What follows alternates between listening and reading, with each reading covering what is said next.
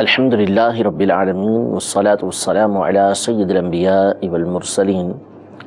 اما بعد فاعوذ باللہ من الشیطان الرجیم بسم اللہ الرحمن الرحیم الصلاة والسلام علیک یا رسول اللہ وعلی آلک واصحابک یا حبیب اللہ الصلاة والسلام علیک یا نبی اللہ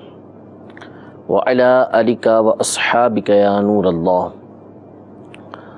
مدنی چینل کے ناظرین، الحمدللہ عز و جل سلسلہ سیرت امام احمد رضا خان رحمۃ اللہ تعالی علیہ میں ایک مرتبہ پھر حاضر ہیں۔ اس سلسلے میں ہم امام اہل سنت الشاہ امام احمد رضا خان فاضل بریلوی رحمۃ اللہ تعالی علیہ کی سیرت کے حوالے سے گفتگو کر رہے ہیں۔ آپ کے مختلف اوصاف ہم نے سننے کی سعادت حاصل کی ہے۔ آج بھی انشاءاللہ تبارک و تعالی اسی حوالے سے مزید آگے گفتگو کریں گے۔ امام اہل سنت رحمۃ اللہ تعالی علیہ کا ایک مشہور و معروف لقب مجدد دین و ملت ہے، یعنی وہ ہستی کہ جو دین و ملت کی تجدید کرنے والی ہے، اور آپ کا یہ لقب آپ کو علماء حرمین، علماء عرب و عجم نے یہ عطا فرمایا۔ حدیث پاک میں نبی کریم صلی اللہ تعالی علیہ وسلم نے ارشاد فرمایا، ابو داؤد شریف کی حدیث پاک ہے، فرمان مصطفیٰ صلی اللہ تعالی علیہ وسلم ہے، ان اللہ یبعث لہذہ الامت علی رأس کل مئۃ سنۃ من یجدد لہا دینہا، یعنی بے شک اللہ تبارک و تعالی اس امت کے لیے ہر صدی کے سرے پر ایک ایسے شخص کو بھیجے گا جو اس دین کی تجدید فرمائے گا، یعنی اس کو رینیو فرمائے گا۔ یعنی یہ ہوتا آ رہا ہے کہ اللہ تبارک و تعالی انسانوں کی فلاح کے لیے، ان کی ہدایت کے لیے پہلے انبیاء کرام علیہم السلام کو بھیجتا رہا، جنہوں نے اللہ تبارک و تعالیٰ کی توحید کی طرف بلایا، جنت کی راہ لوگوں کو دکھائی، جہنم کے راستے سے لوگوں کو بچایا۔ آخر یہ سلسلہ نبی کریم رؤوف الرحیم علیہ افضل الصلاۃ والتسلیم کی ذات پر ختم فرمایا، اور آپ آخری نبی ہیں، آپ کے بعد کوئی نبی نہیں ہے۔ اس کے بعد اس امت کے افراد پر یہ ذمہ داری عائد کی گئی کہ انہوں نے بگڑے ہوئے لوگوں کی خیر خواہی کرنی ہے، ان کو دین کی طرف لے کر آنا ہے۔ چنانچہ قرآن مجید فرقان حمید میں ارشاد فرمایا، کنتم خیر امۃ اخرجت للناس تأمرون بالمعروف وتنہون عن المنکر وتؤمنون باللہ، کہ تم بہترین امت ہو جو لوگوں کے سامنے ظاہر کی گئی، نیکی کا حکم دیتے ہو، برائی سے روکتے ہو، اور اللہ پر ایمان لاتے ہو۔ اس امت کو بہترین قرار دیا گیا کہ یہ نیکی کی دعوت دینے والی، برائی سے روکنے والی ہے۔ اسی طرح قرآن مجید فرقان حمید میں اور کئی مقام پر اس بات کو بیان فرمایا گیا ہے۔ تو نیکی کی دعوت دینا چونکہ ہر ایک کا منصب ہے، لیکن بہت ساری باتیں ایسی ہوتی ہیں کہ جو عامۃ الناس، عام لوگ وہ کام نہیں کر سکتے۔ وہ سارے مسائل ایسے ہوتے ہیں کہ جو عوام کے بس کی بات نہیں ہوتی۔ اس کے لیے پھر اللہ تبارک و تعالیٰ نے اس امت پر یہ کرم فرمایا کہ علماء اس امت کے اندر پیدا کیے گئے کہ جو لوگوں کی شرعی رہنمائی کرتے ہیں، لوگوں کو دین کی طرف لے کر آتے ہیں، دین کی باتیں ان کو بیان کرتے ہیں، وہ مشکلات کی جو دینی اعتبار سے ان کو پیش آتی ہیں ان کا حل وہ پیش کرتے ہیں۔ پھر ہر کام یہ ہر عالم کے بس کی بات نہیں ہوتی۔ بہت سارے مسائل ایسے ہوتے ہیں کہ جو اس فیلڈ کے مخصوص افراد کہ جن کی زندگیاں عمومی طور پر لوگوں کے مسائل کو، یعنی فقہی مسائل کو حل کرتے ہوئے گزرتی ہیں، جنہیں عام طور پر مفتیان کرام کہا جاتا ہے، وہ ان کے مسائل کو حل کرتے ہیں۔ یوں درجہ بدرجہ علماء کے بھی مراتب ہوتے ہیں، کسی کا مرتبہ کسی سے بڑھ کر ہوتا ہے، کسی کا علم کسی سے بڑھ کر ہوا کرتا ہے۔ انہی ہستیوں میں اللہ تبارک و تعالیٰ ایک ہستی مجدد کی بھیجتا ہے کہ جو دین کے اندر ایسی باتیں پیدا ہو گئیں کہ جو دین کی نہیں ہیں، ایسی بدعات اندر آ گئیں کہ جو دین کی باتیں نہیں ہیں، اور ان کو دین سمجھ کر، یعنی وہ ایسی چیزیں ہیں کہ جو دین کے پوری خلاف ہیں، یعنی دین سے، دین کے اصول سے، دین کے بنیادی کاموں سے وہ ٹکراتی ہیں۔ تو ایسی بدعات کے رد کے لیے اور ان کو واضح کرنے کے لیے کہ جن کو ہر کوئی واضح نہیں کر سکتا، اللہ تبارک و تعالیٰ اس امت کے اندر مجددین کو بھیجتا ہے کہ جو اس دین کی تجدید کرتے ہیں، اس کو رینیو کرتے ہیں، کہ جو خرابیاں آ گئیں ایسی خرابیاں کہ جو دور کرنا ہر ایک کے بس کی بات نہیں ہے، بلکہ اس کی پہچان بھی ہر ایک کے بس کی بات نہیں ہے۔ یہ مجدد کا کام ہوتا ہے کہ وہ ان خرابیوں کو دور کرتا ہے۔ اب یہ ہر زمانے کا جو اصول ہے اس کے اعتبار سے مجدد الگ الگ ہوتے رہے۔ نبی کریم صلی اللہ تعالیٰ علیہ وآلہ وسلم نے ارشاد فرما دیا، جب اللہ تبارک و تعالیٰ کا پیغام بیان کر دیا کہ ایسا ہونا ہے کہ ان اللہ یبعث لہذہ الامۃ علی رأس کل مئۃ سنۃ من یجدد لہا دینہا، کہ بے شک اللہ تبارک و تعالیٰ اس امت کے لیے ہر صدی کے سرے پر ایک ایسی ہستی کو بھیجے گا یا مجددین کو بھیجے گا کہ جو اس دین کی تجدید کریں گے۔ یعنی اس حدیث پاک میں من کا لفظ استعمال کیا ہے، جس کا معنی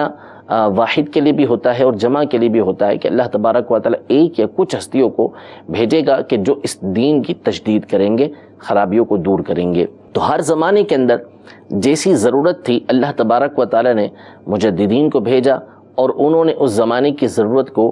پورا کیا، اپنا ان کا جو کام تھا اس کو احسن طریقے سے نبھایا۔ مثلاً سب سے پہلی ہستی کہ جس کے بارے میں یہ بیان کیا گیا کہ جو مجدد اسلام بن کر آئے، وہ سیدنا عمر بن عبدالعزیز رضی اللہ تعالیٰ عنہ کی ذات گرامی تھی، کہ آپ بنو امیہ سے تھے اور خلیفہ بن کر آپ آئے تھے۔ آپ نے جس طریقے سے دین کا کام کیا وہ واقعی ایسا دور تھا کہ جس میں دو بنیادی باتیں تھیں کہ جس کو سنبھالنا بہت زیادہ ضروری تھا۔ ایک تو برائی کا خاتمہ کرنا تھا، دوسرا تدوین حدیث کے حوالے سے۔ یعنی آپ کے زمانے میں جو خلفاء آپ سے پہلے گزر چکے تھے، جس طرح انہوں نے عیاشیوں کا اور بدمعاشیوں کا اور جس طریقے سے ظلم و ستم کا بازار گرم کیا ہوا تھا،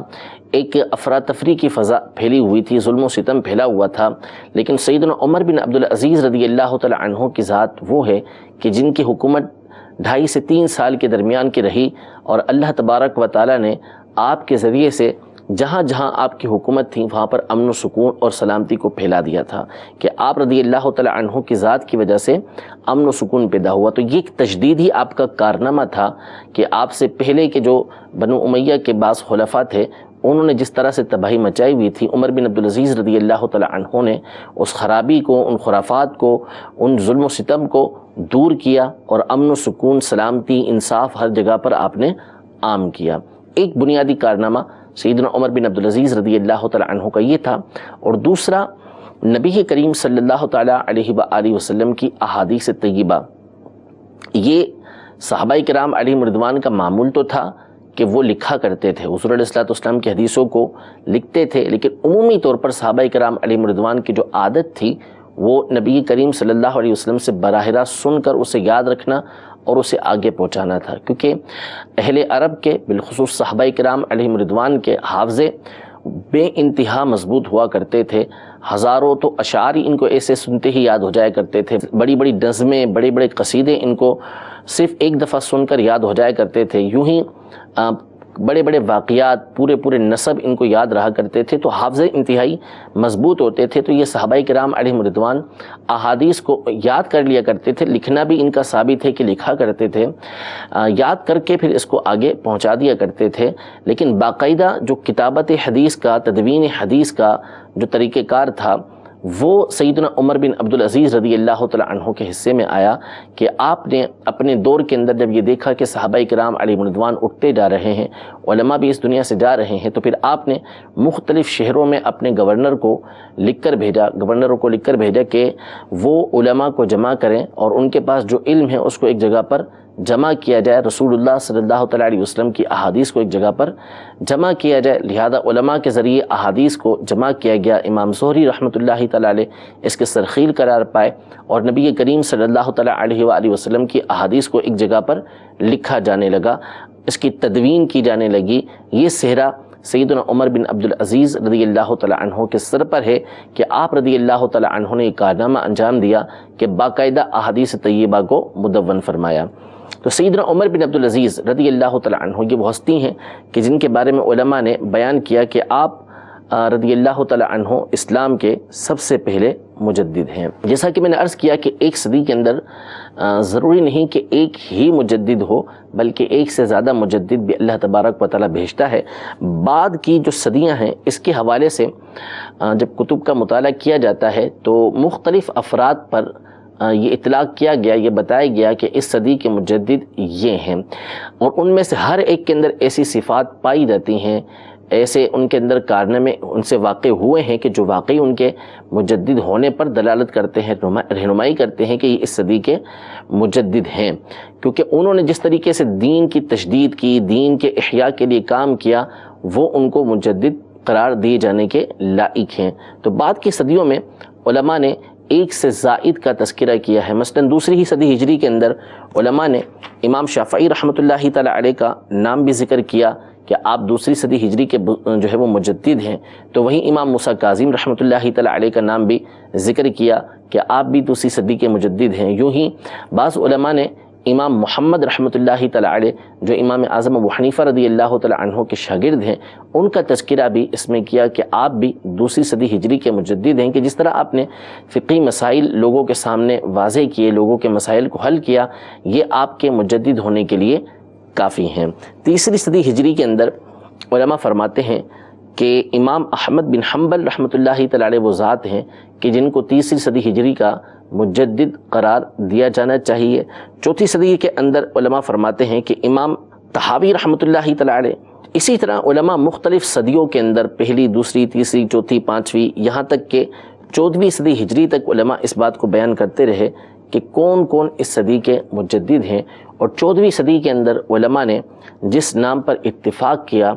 کہ جس نے اس صدی کے اندر ایسے کام سر انجام دیے ہیں کہ ان کے مجدد دین و ملت ہونے کے لیے کافی ہیں، وہ سیدنا امام الشاہ امام احمد رضا خان فاضل بریلوی رحمۃ اللہ تعالی علیہ کے ذات گرامی ہیں کہ آپ نے جس طریقے سے دین کے حوالے سے لوگوں کی صحیح رہنمائی کی، دین کا اصل حسن لوگوں کے سامنے پیش کیا، وہ بالکل واضح ہے۔ جو آپ کا دور تھا، جس طریقے سے اس میں فتنے واقع ہوئے، امام اہل سنت نے جس طرح ان کا مقابلہ کیا، یہ آپ رحمۃ اللہ تعالی علیہ کے مجدد ہونے کے اوپر دلالت کرتے ہیں، ہماری رہنمائی کرتے ہیں کہ امام اہل سنت رحمۃ اللہ تعالی علیہ کس قدر بڑے مجدد تھے اور کتنے آپ نے تجدیدی کارنامے انجام دیے ہیں۔ ایک حدیث پاک ہے طبرانی شریف کی کہ ہر آنے والا سال یہ پچھلے سال سے زیادہ شر والا ہوگا، ہر آنے والا سال اس میں پچھلے سال کے مقابلے میں شر زیادہ ہوگا۔ تو اب جیسے جیسے زمانہ آگے جاتا ہے، نبی کریم صلی اللہ تعالیٰ علیہ وآلہ وسلم کا دور رسالت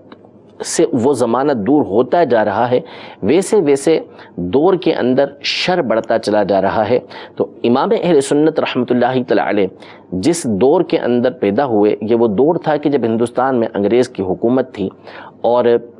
طرح طرح کے اللہ اور اس کے رسول کے حوالے سے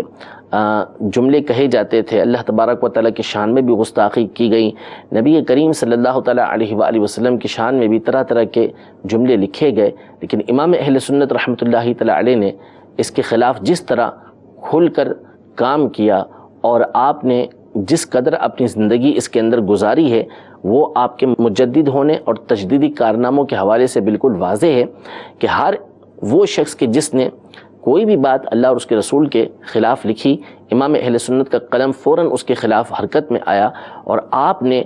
اس حوالے سے اس قدر لکھا کہ وہ تمام کی تمام عبارتیں کہ جو اللہ اور اس کے رسول عز و جل و صلی اللہ تعالیٰ علیہ وسلم کی توہین پر دلالت کرنے والی تھیں، ایسوں کو اپنی کتاب یا تو چھپانا پڑی یا پھر اس کتاب کے اندر تبدیلی کرنا پڑی، اس بات کو تسلیم کرنا پڑا کہ ہم سے اس مقام پہ غلطی ہوئی ہے، اگرچہ کہ زبان سے تسلیم نہیں کیا لیکن ماننا پڑا کہ یہ غلطی ہم سے ہوئی ہے، کہ یہ ہے غلط بات، اور امام اہل سنت رحمۃ اللہ تعالی علیہ جس طرح بیان فرما رہے ہیں وہ حق اور سچ ہے کہ واقعی اس مقام پر یہ جو عبارت لکھی گئی ہے وہ توہین پر دلالت کرتی ہے، وہ اللہ اور اس کے رسول کی گستاخی قرار پاتی ہے۔ لہذا امام اہل سنت رحمۃ اللہ تعالی علیہ کے زمانے میں سب سے بڑا جو فتنہ تھا، سب سے بڑی جو مشکل تھی، وہ یہی تھی کہ ایسے افراد کہ جو اللہ اور اس کے رسول عز و جل و صلی اللہ تعالیٰ علیہ وسلم کی توہین کر رہے تھے، ان کی سرکوبی کرنی تھی، ان کے خلاف امام اہل سنت نے کام کرنا تھا کہ کسی طریقے سے ان کی جو باتیں ہیں وہ مسلمانوں میں عام ہونے سے روکی جائیں اور مسلمانوں کو بتایا جائے کہ اس طرح کی باتیں غلط ہیں، اور امام اہل سنت رحمۃ اللہ تعالی علیہ اللہ تبارک و تعالیٰ کے فضل و کرم سے اس معاملے کے اندر پورے کامیاب ہوئے۔ امام اہل سنت رحمۃ اللہ تعالی علیہ کے مجدد ہونے کے حوالے سے علماء نے بہت کچھ لکھا ہے، بہت ساری خوبیاں امام اہل سنت کی، بہت سارے اوصاف بیان کی ہیں کہ کیا کیا فتنے امام اہل سنت کے دور میں تھے اور امام اہل سنت نے ان کا رد کیا اور اس کے خلاف آپ نے ایک طرح کا کلمی جہاد کیا۔ امام اہل سنت کے جو بھتیجے ہیں مولانا حسنین رضا خان رحمۃ اللہ تعالی علیہ، انہوں نے سیرت اعلیٰ حضرت رحمۃ اللہ تعالی علیہ کے نام سے ایک کتاب لکھی ہے۔ اس میں انہوں نے ایک واقعہ لکھا کہ امام اہل سنت رحمۃ اللہ تعالی علیہ جو کہ 1272 کے اندر پیدا ہوئے اور 1340 میں آپ کا سن وفات ہے، تو دونوں صدیوں کے اندر آپ کا زمانہ پایا جاتا ہے، اور مجدد کی ایک نشانی یہ بھی بیان کی گئی ہے کہ وہ صدی کے آخر کے اندر موجود ہوگا۔ تو امام اہل سنت یہ 13ویں صدی کے آخر میں اور 14ویں صدی کی ابتدا کے اندر موجود تھے، اور آپ کے علمی کارنامے یہ مشہور ہو چکے تھے۔ لیکن جیسے ہی 14ویں صدی ہجری شروع ہوئی تو امام اہل سنت رحمۃ اللہ تعالی علیہ کے جو معمولات تھے وہ پہلے سے زیادہ مزید مضبوط ہوتے چلے گئے، اور امام اہل سنت رحمۃ اللہ تعالی علیہ کی شخصیت کے اندر بہت زیادہ اس حوالے سے سنجیدگی پیدا ہوئی۔ چنانچہ یہ لکھتے ہیں کہ مولانا محمد شاہ خان یہ اعلیٰ حضرت امام اہل سنت کے محلے محلہ سوداگران بریلی شریف میں رہتے تھے، اور اعلیٰ حضرت سے عمر میں 1 سال بڑے تھے۔ اعلیٰ حضرت کے ساتھ انہوں نے بچپن گزارا تھا، اور ہمیشہ امام اہل سنت کے ساتھ یہ رہا کرتے تھے۔ تو اب ایسی دوستی ہو، ساتھ ساتھ رہتے ہوں، تو عمومی طور پر ہوتا یہ ہے کہ آپس میں بے تکلفی ہو جاتی ہے، لیکن یہ جو تھے امام اہل سنت رحمۃ اللہ تعالی علیہ کا بڑا لحاظ کیا کرتے تھے۔ حالانکہ 1 سال امام اہل سنت سے یہ بڑے تھے، اور اس وجہ سے امام اہل سنت بھی ان کا لحاظ کرتے تھے، لیکن یہ امام اہل سنت رحمۃ اللہ تعالی علیہ کا بہت زیادہ لحاظ فرمایا کرتے تھے، اور تھے بھی اہل علم میں سے، دنیاوی اعتبار سے بھی زمیندار تھے۔ تو ایک روز انہوں نے یعنی مولانا حسنین رضا خان رحمۃ اللہ تعالی علیہ نے ان سے پوچھا کہ اعلیٰ حضرت تو آپ کی بزرگی کا لحاظ کرتے ہیں، آپ ان سے اس قدر کیوں جھجکتے ہیں کہ مسئلہ خود دریافت نہیں کر سکتے، دوسروں کو بولتے ہیں کہ ان سے مسئلہ دریافت کر لیں؟ تو انہوں نے فرمایا کہ ہم اور اعلیٰ حضرت بچپن میں ساتھ رہے، ہوش سنبھالا تو اٹھنا بیٹھنا یہ ہمارا ایک ہی جگہ ہوتا تھا، نماز مغرب پڑھ کر ہمارا معمول تھا کہ ہم آپس میں آ بیٹھتے تھے، اور سید محمد شاہ وغیرہ چند اور احباب بھی دوست بھی وہاں پر ہوتے، ان کی صحبت میں روزانہ بیٹھا کرتے تھے، عشاء تک ہماری مجلس ہوا کرتی تھی، باتیں ہوا کرتی تھیں۔ اس مجلس میں علم کی باتیں ہوتی تھیں، دینی مسائل پر گفتگو ہوتی تھی، اور بعض اوقات تفریحی قصے بھی ہوتے تھے۔ جس دن محرم الحرام 1301 کا چاند ہوا، اس دن حسب معمول ہم سب مغرب کی نماز کے بعد اعلیٰ حضرت امام اہل سنت کی جو نشست گاہ تھی، کمرہ جو تھا، اس میں آ گئے، اور امام اہل سنت رحمۃ اللہ تعالی علیہ خلاف معمول کچھ دیر سے پہنچے اور سلام کر کے آپ بیٹھ گئے۔ پھر سب کو مخاطب کر کے فرمایا کہ آج 1301 کا چاند ہو گیا ہے۔ میں نے عرض کیا کہ جی ہاں 1301 کا چاند ہو گیا ہے، میں نے بھی دیکھا ہے اور دوسرے ساتھیوں نے بھی دیکھا ہے۔ اس پر فرمایا کہ بھائی جان یہ تو صدی بدل گئی۔ میں نے عرض کیا صدی تو بے شک بدل گئی۔ تو امام اہل سنت نے فرمایا اب ہم اور آپ کو بھی بدل جانا چاہیے، یعنی مزید ہمارے اندر نکھار پیدا ہو جانا چاہیے۔ یہ فرماتے ہیں کہ اعلیٰ حضرت کا یہ فرمانا تھا کہ ساری مجلس پر ایک سکوت طاری ہو گیا، خاموشی طاری ہو گئی، اور ہر شخص اپنی جگہ بیٹھا رہ گیا، کسی کو بھی بولنے کی ہمت نہ ہوئی۔ کچھ دیر سب خاموش رہے اور سلام کر کے سب فردن فردن چلے گئے۔ فرماتے ہیں کہ اس وقت تو کوئی بات سمجھ نہیں آئی کہ امام اہل سنت نے یہ فرمایا کہ صدی بدل چکی ہے، ہمیں بھی بدل جانا چاہیے۔ حالانکہ یہ سارے کے سارے ذی علم لوگ تھے، اہل علم لوگ تھے، کوئی ایسی بات تو ان کے اندر تھی نہیں کہ جو خرابی والی ہو اور جس خرابی کو بدلنے کی بات کی جائے۔ تو یہ ظاہر سی بات ہے کہ یہ نکھرنا سنورنا مزید تھا۔ تو یہ فرماتے ہیں کہ اس وقت تو کوئی بات سمجھ نہیں آئی کہ یکایک اس روب چھا جانے کا کیا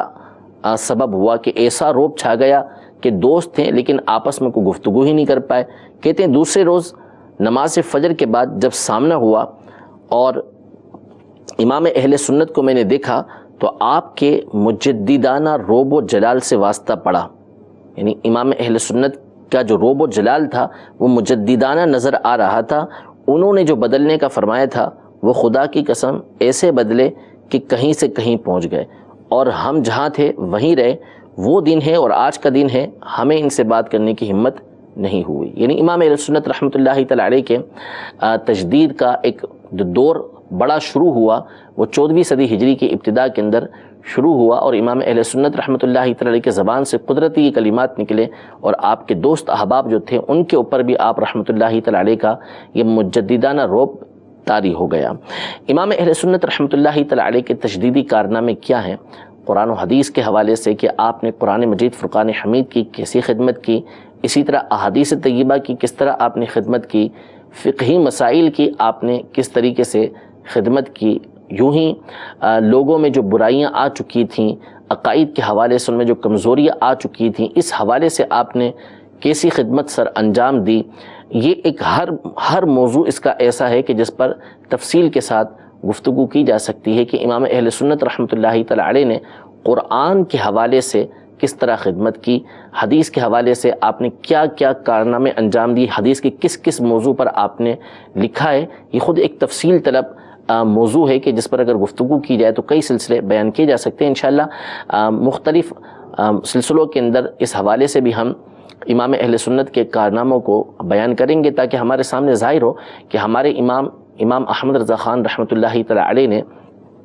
قرآن و حدیث کی کس انداز میں خدمت کی ہے۔ قرآن مجید فرقان حمید مثلاً امام اہل سنت رحمۃ اللہ تعالی علیہ نے اس کی کس طرح خدمت کی ہے کہ اس کا سب سے بڑا ثبوت جو ہمارے سامنے ہے وہ آپ کا کنز الایمان ہے۔ یعنی آپ نے جو قرآن مجید فرقان حمید کا ترجمہ کیا ہے وہ ایسا ترجمہ ہے کہ جو نہ صرف عوام کے لیے امام اہل سنت کا ایک بہت بڑا احسان ہے، یعنی عوام اہل سنت پر ایک بہت بڑا احسان ہے، وہیں یہ علماء کے لیے ایک بہت بڑا رہنما ہے، علماء پر بھی ایک بہت بڑا احسان ہے کہ قرآن مجید فرقان حمید کی وہ آیات کہ جن کا ترجمہ کرنا یہ انتہائی مشکل کام تھا، یعنی مشکل اس اعتبار سے کہ ان کو اس انداز میں اردو کے اندر بیان کیا جائے، دوسری زبان میں بیان کیا جائے کہ عربی زبان کا مفہوم بھی اردو زبان کے اندر منتقل ہو جائے اور اس میں الفاظ بھی ایسے ہوں کہ جس سے شریعت مطہرہ کی ذرہ برابر بھی خلاف ورزی لازم نہ آ رہی ہو۔ یہ امام اہل سنت رحمۃ اللہ تعالی علیہ نے کنز الایمان کے اندر اس کا اہتمام فرمایا ہے۔ تو انشاءاللہ تبارک و تعالی اس حوالے سے کہ کنز الایمان کس انداز میں امام اہل سنت نے لکھا ہے اور کنز الایمان کی خصوصیات کیا ہیں، اس میں کس طرح امام اہل سنت نے اللہ عز و جل کی تعظیم، نبی کریم صلی اللہ تعالیٰ علیہ وآلہ وسلم کی تعظیم، دیگر انبیاء کرام علیہم السلام کی تعظیم، ان تمام امور کا کیسا خوبصورت خیال رکھا ہے، اس کو انشاءاللہ تبارک و تعالیٰ اپنے اگلے سلسلے میں ہم بیان کرنے کی کوشش کریں گے۔ مزید امام اہل سنت کی جو قرآن مجید فرقان حمید کے حوالے سے خدمات ہیں ان کو بھی اگلے سلسلے میں بیان کرنے کی سعادت حاصل کریں گے۔ رب العزت جل وعلا ہم سب کو امام اہل سنت رحمۃ اللہ تعالی علیہ کے مسلک پر قائم رہنے کی توفیق عطا فرمائے۔ امام اہل سنت کے فیضان سے ہم سب کو اللہ تبارک و تعالی فیضیاب فرمائے، آمین بجاہ النبی الامین صلی اللہ تعالی علیہ وآلہ وسلم۔